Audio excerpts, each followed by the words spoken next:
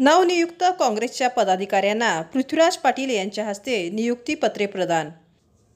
सांगली जिल्हा शहर व ग्रामीण काँग्रेस कमिटीच्या अनुसूचित जाती औद्योगिक सेल व महिला अल्पसंख्याक आघाडीच्या नवनियुक्त पदाधिकाऱ्यांना सांगली जिल्हा शहर काँग्रेस कमिटीचे अध्यक्ष पृथ्वीराज पाटील यांच्या हस्ते निवडीचे पत्र देऊन त्यांचा सत्कार करण्यात आला।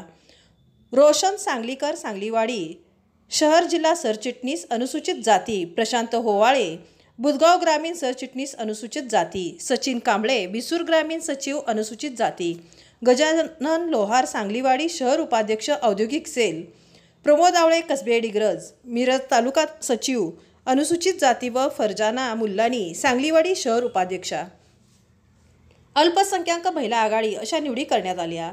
यावेळी पृथ्वीराज पाटील यांनी नवनियुक्त पदाधिकाऱ्यांना जनतेची कामे करा, पक्षाच्या सर्व उपक्रमात सहभागी होऊन पक्षाने दिलेल्या संधीचे सोने करा, स्वातंत्र्य संविधान व लोकशाही वाचवण्यासाठी काँग्रेस पक्ष बळकट करा असे आवाहन करून शुभेच्छा दिल्या।